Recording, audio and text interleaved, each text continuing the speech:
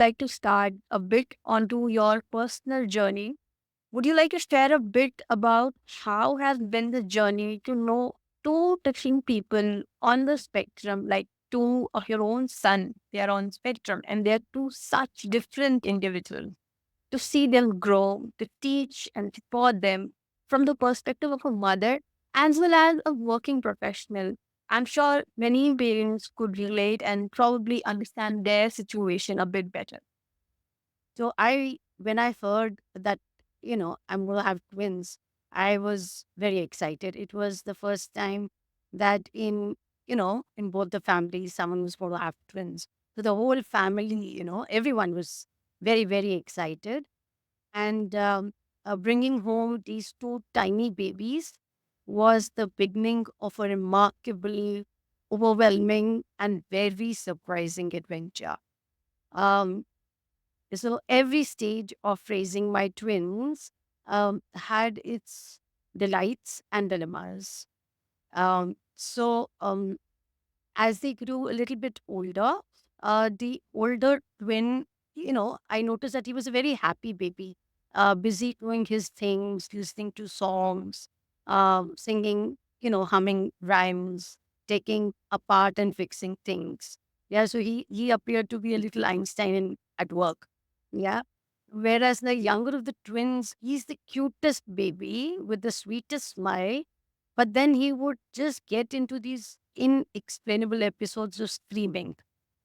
And he resisted being lifted up, and he would be comforted only when he was swayed in a cradle or, moved in a pram. He would keep throwing things with my mother-in-law who was living downstairs. She would collect. So he would throw just everything that he could get his hands on from the window.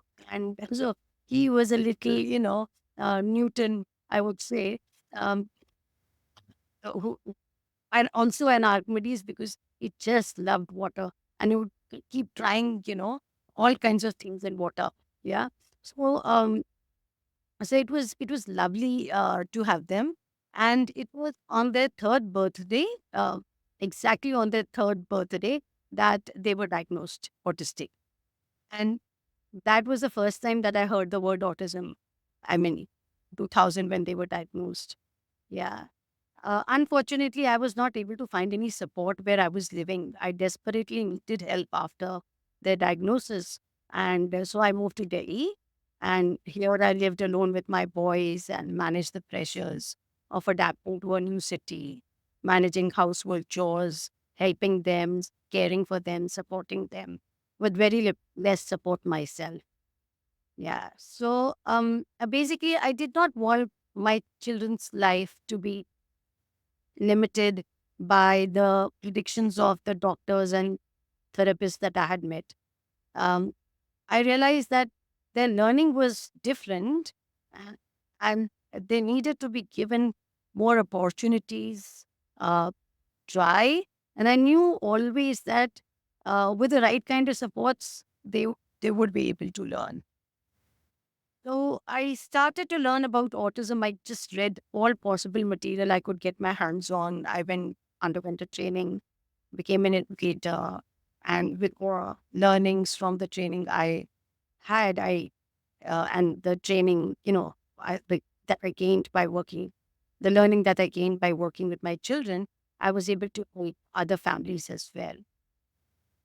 And I think, all through one thing that I always did was not to pull them back to do things that neurotypicals do, to socialize, to have friends, to not stim, to like neurotypicals. That is not something that I ever did. And I them to just accept themselves, recognize and support their needs, yeah, and work on their strengths. Um, yeah, and as my children grew, I just continued to learn about autism. I began to see many similarities between me and my son's thoughts, behaviors, and challenges. And then it was the year 2019 that I was diagnosed autistic. And